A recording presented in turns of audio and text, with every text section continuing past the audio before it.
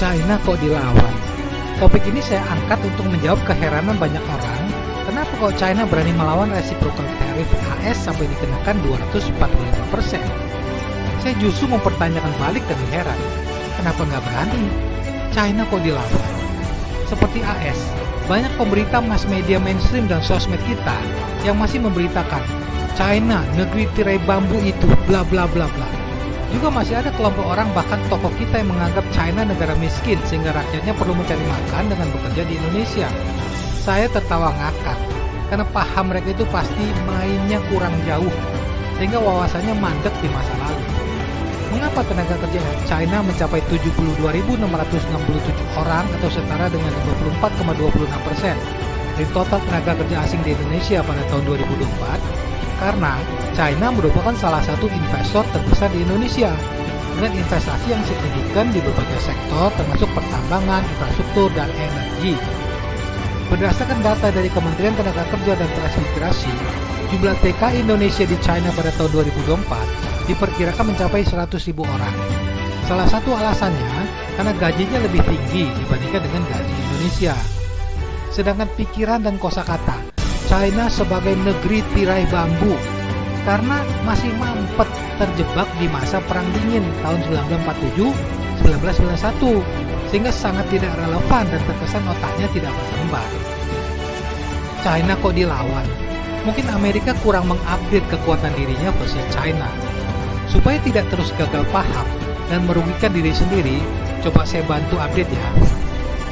Dari faktor besaran kontribusi terhadap global trade 2024 yang sekitar 33 triliun US dollar, Amerika kontribusi sekitar 10,53% dan China sekitar 18,67%. China melalui Huawei dan ZTE memimpin penerapan infrastruktur 5G secara global.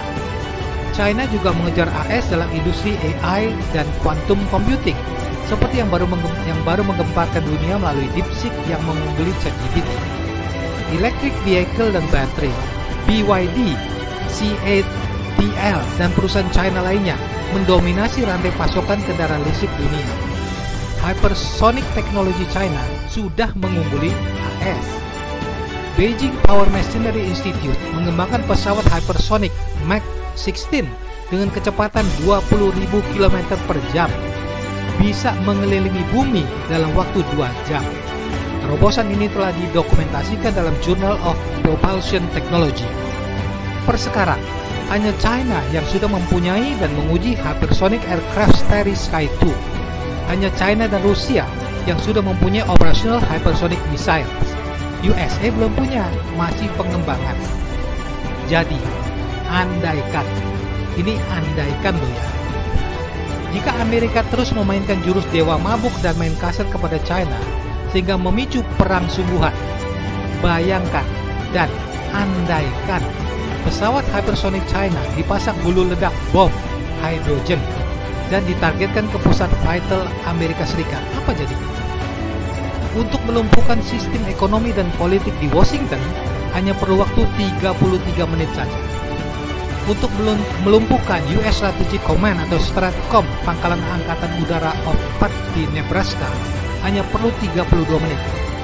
Untuk melumpuhkan Naval Station Norfolk di Virginia, hanya perlu 34 menit.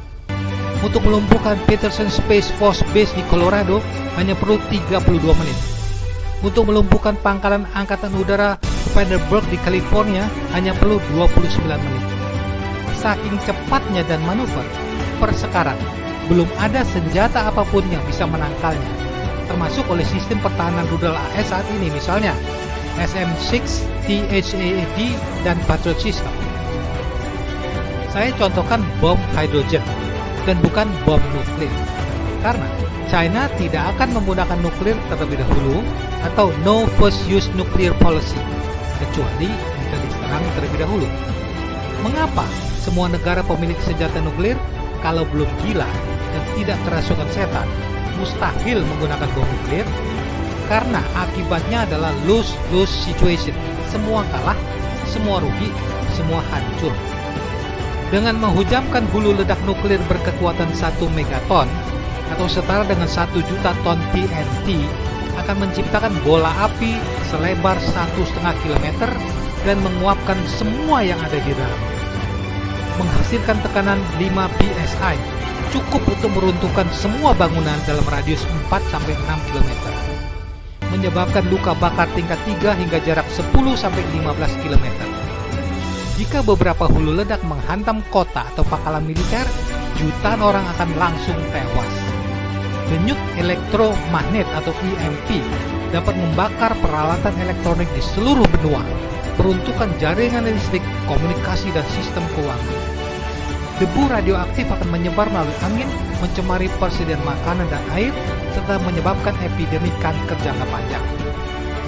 Jumlah korban tewas lebih dari 200 juta dalam hitungan jam, dan miliaran lebih manusia akan mati akibat kelaparan dan atau radiasi.